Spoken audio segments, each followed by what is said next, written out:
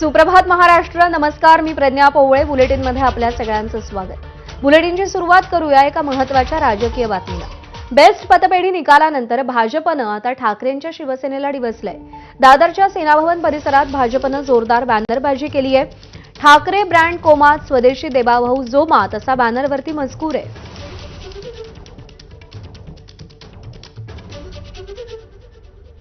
तर बेस्ट पतपेढी निकालानंतर भाजपनं ठाकरेंच्या शिवसेनेला डिवचले. दादर सेनाभवन परिसरात भाजपनं जोरदार बॅनरबाजी केली आहे. ठाकरे ब्रँड कोमात, स्वदेशी देवाभाऊ जोमात असं या फलकावर नमूद करण्यात आलंय. नुकत्याच पार पडलेल्या बेस्ट पतपेढी निवडणुकीमध्ये ठाकरे बंधूंच्या पॅनलचा सपशेल पराभव झाला होता. सगळ्याच्या सगळ्या 21 जागांवरती ठाकरे बंधूंच्या उमेदवारांना पराभव स्वीकारावा लागला. आमदार प्रसाद लाड यांच्या पॅनलला 7 जागा मिळाल्या होत्या, तर शशांकराव यांच्या पॅनलला 14 जागा मिळाल्या. एआयच्या माध्यमातून अनेक सेलिब्रिटींचे आवाज वापरत उत्पादनं ऑनलाईन विकली जात असल्याचं आपण अनेकदा पाहिलंय.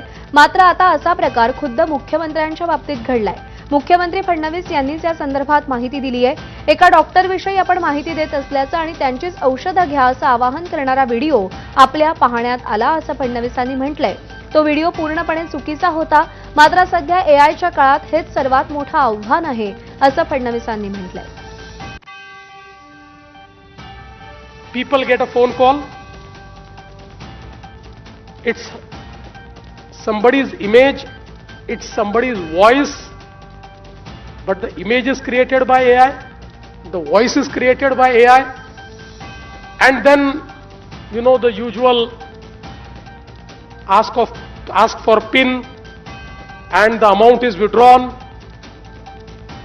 So there are many challenges it has posed.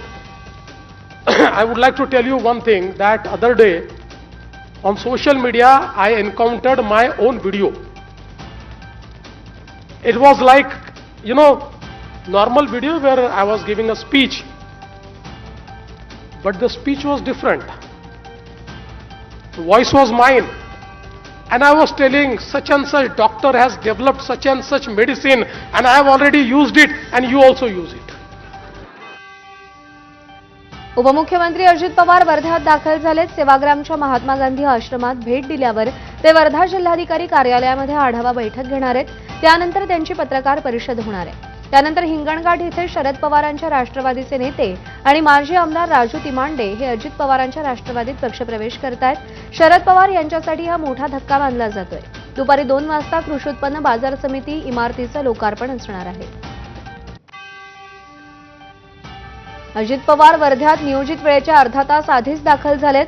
वर्ध्याच्या बाबासाहेब आंबेडकर चौकात कार्यकर्त्यांनी त्यांचं स्वागत केलंय. अजित पवारांच्या स्वागतासाठी कार्यकर्त्यांनी गुलदस्ते आणलेत. प्लास्टिक पिशवीमध्ये गुलदस्ते आणल्यानं अजित पवार नाराज झालेत. अजित पवारांनी स्वतः प्लास्टिक उचललंय. ट्रॅफिक थांबवू नका, पहिलं ट्रॅफिक मोकळं करा असं अजित पवारांनी सांगितलंय.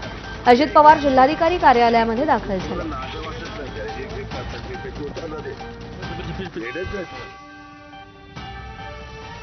काँग्रेसचे नेते बाळासाहेब थोरात यांना धमकी दिल्याच्या निषेधार्थ संगमनेरमध्ये सद्भावना शांती मोर्चा काढला जाणार आहे. काँग्रेस नेते बाळासाहेब थोरात यांना धमकी देणाऱ्या तथाकथित कीर्तनकार संग्राम भंडारे यांचा मोर्चाद्वारे निषेध केला जाणार आहे.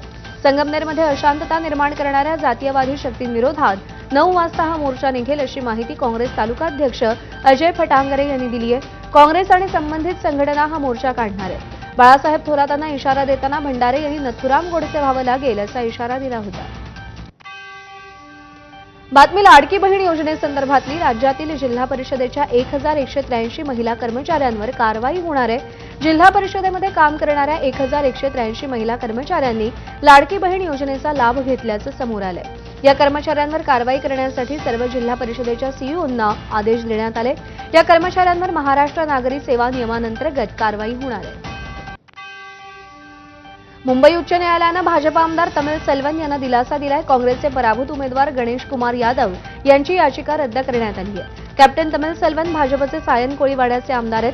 तमिल सेल्वन यांच्या अर्जामध्ये त्रुटी असल्याचा दावा गणेश कुमार यादव यांनी केला होता. याचिकेमध्ये तमिल सेल्वन यांची आमदारकी रद्द करण्याची मागणी करण्यात आली होती. तर त्रुटी असतील तर न्यायालयासमोर पुरावे ठेवा अशा सूचना याचिकाकर्त्यांना कोर्टानं केल्या. निवडणूक अधिकाऱ्यांनी सेल्वन यांचा अर्ज वैध ठरवला असल्याचं कोर्टानं म्हणत याचिका फेटाळून लावली.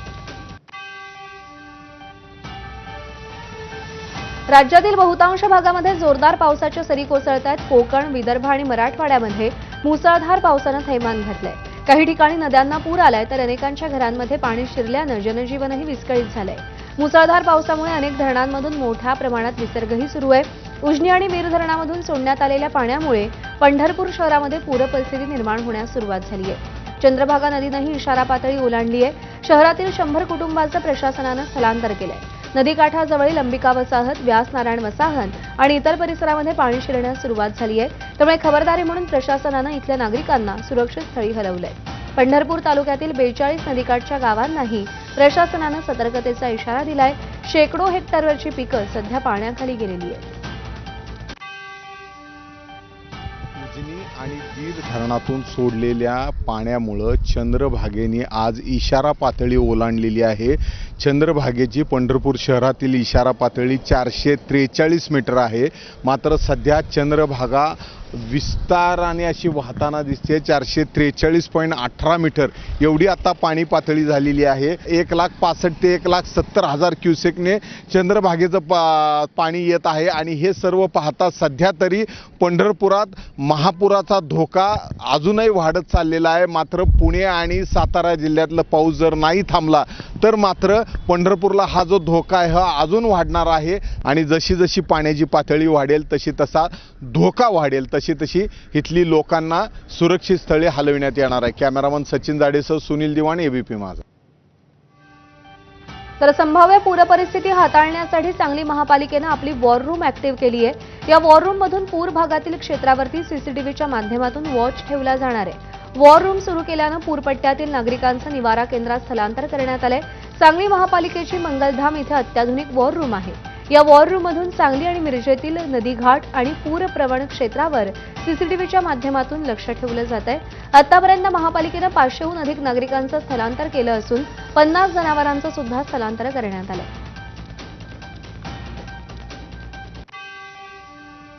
पूर्ण महानगरपालिका एरियामध्ये जवळपास 15 ते 20 IP बेस्ड कॅमेराज लावलेले आहे. आपल्याकडे हे न्यू प्राईड सिनेमा हॉलच्या वरच्या कॅमेराज आहे. या ठिकाणी टिंबर एरिया फायर स्टेशनची आहे. त्याच्यासोबत जे काही आपला दत्त प्लॉट असेल किंवा सांगलवाडी असेल किंवा अमरधाम आणि मगरमच्छ कॉलनी हे सगळे ठिकाणी महानगरपालिकेच्या तर्फे कॅमेराज लावलेले आहेत. आणि आम्ही इथेच बसून प्रत्येक गोष्टीला कोऑर्डिनेट करतो आणि प्रत्येक यंत्रणाला सांगतो. कोल्हापूर जिल्ह्यामध्ये पूरसदृश स्थिती निर्माण झाल्यामुळे अनेक मार्गांवरती पाणी आलंय. कोल्हापूर रत्नागिरी महामार्ग वाहतुकीसाठी बंद ठेवलाय. मात्र तरी देखील काही अतिउत्साही लोक याच पाण्यातून आपली वाहनं चालवत आहेत. जिल्हा प्रशासन या वाहन चालकांवर कारवाई करणार आहे. कोल्हापूर रत्नागिरी महामार्गावरचा आढावा घेतलाय विजय केसरकर यांनी. पंचगंगा नदीची पाण्याची पातळी वाढल्यानंतर कोल्हापूर रत्नागिरी जो मार्ग आहे या मार्गावरती देखील पाणी आलेलं आहे आणि इथला मार्ग वाहतुकीसाठी बंद केलाय. मात्र काही स्थानिक लोक आहेत ते अशा पद्धतीनं पाण्यातून आपले वाहनं आहेत ती या ठिकाणी घेऊन येताना पाहायला मिळत आहेत. जिल्हा प्रशासनाच्या वतीने नागरिकांना आवाहन केलेलं आहे की ज्या ठिकाणी पाणी आलेलं आहे त्या धोकादायक मार्गावरून तुम्ही कृपया करून वाहतूक करू नका. मात्र असं असलं तरी काही अतिउत्साही लोक आहेत ते याच पाण्यामधून येताना देखील आपल्याला पाहायला मिळत आहेत. जिल्हा प्रशासन अलर्ट मोडवर आलेलं आहे. पूरसदृश्य परिस्थिती आहे ती कोल्हापूर जिल्ह्यामध्ये आपल्याला पाहायला मिळते. अनेक बंधारे पाण्याखाली गेलेले आहेत. अनेक मार्गांवरती या ठिकाणी पाणी आलेलं आहे. काही अतिउत्साही लोक अशा पद्धतीने वाहनं घेऊन याच पाण्यातून येताना आपल्याला पाहायला मिळतात. कॅमेरामॅन निलेश शेवाळेसह विजय केसरकर, एबीपी माझा, कोल्हापूर. पुण्यातील खडकवासला धरणातून पाण्याचा मोठ्या प्रमाणात विसर्ग सुरू आहे. यामुळे टिळक पूल वाहतुकीसाठी बंद करण्यात आलाय. याआधी बाबा भिडे पूल वाहतुकीसाठी बंद केला होता आणि त्यानंतर टिळक पुलावरची वाहतूकही बंद करण्यात आली.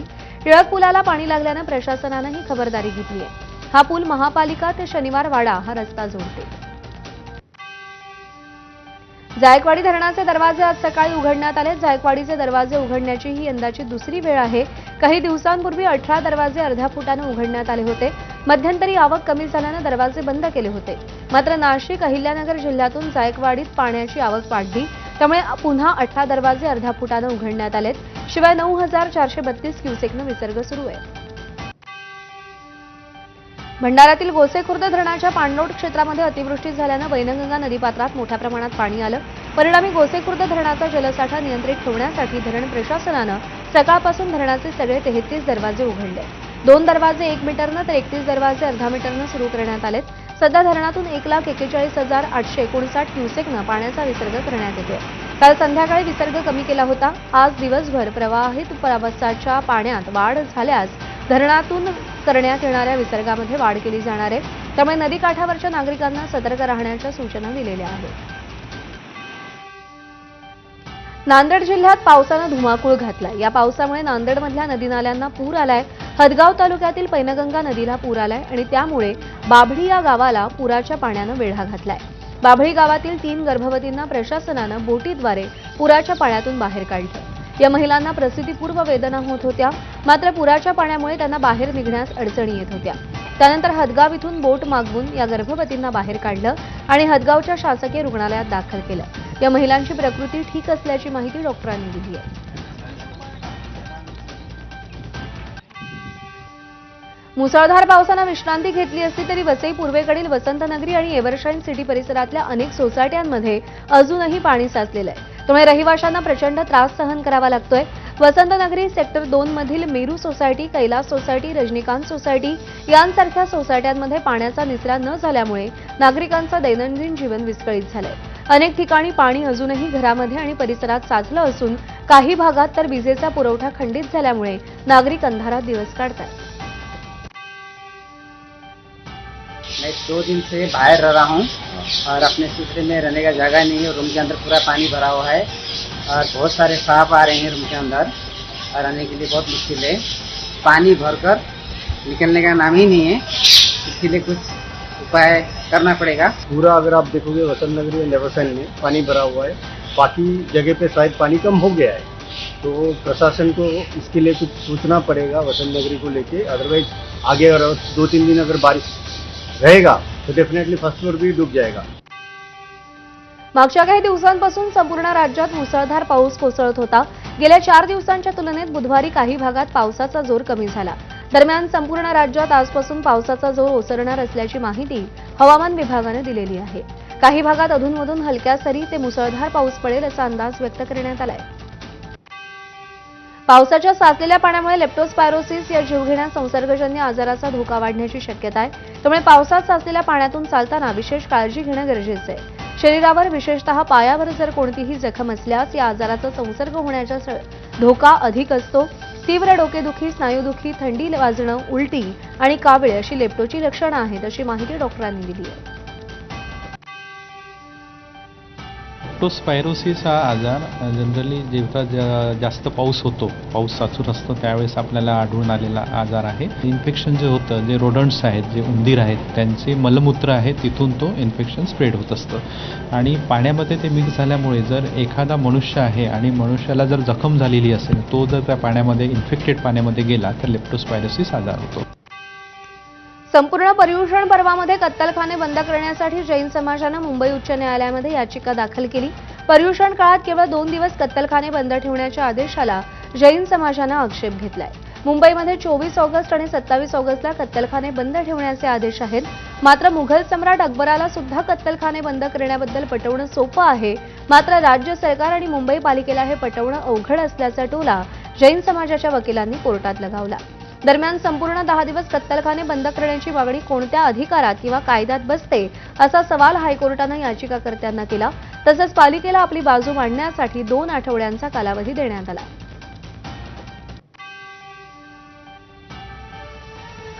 बुलढाण्यातील नांदुरा शहरातील शाहीन कॉलनीतील एका घरातून 41 तलवारी जप्त करण्यात आल्यात. नांदुरा पोलिसांनी ही धडक कारवाई केली आहे. नांदुरा पोलिसांना मिळालेल्या गोपनीय माहितीवरून पोलिसांनी ही कारवाई केली आहे. आगामी सणांच्या पार्श्वभूमीवर कारवाई केल्यानं खळबळ माजली आहे. पुढचा तपास नांदुरा पोलिसांकडून सुरू आहे.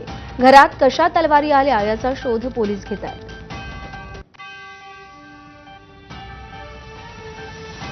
अकोल्यामध्ये ऑपरेशन प्रहार अंतर्गत पोलिसांनी गावठी दारूचा अड्डा उद्ध्वस्त केलाय.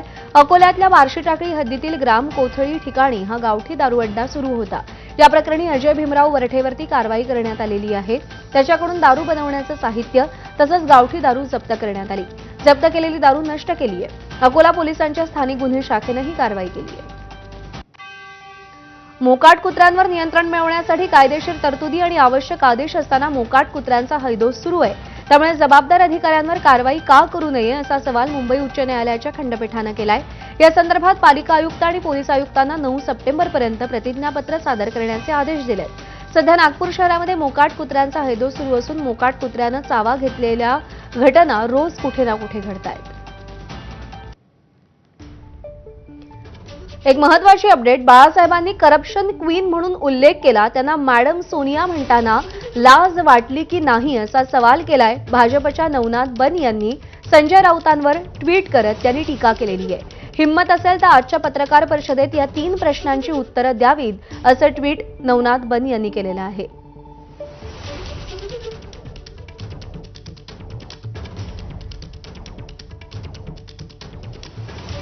आदरणीय मल्लिकार्जुन खड़गे जी, मैडम सोनिया गांधी जी, राहुल गांधी जी, शरद पवार जी,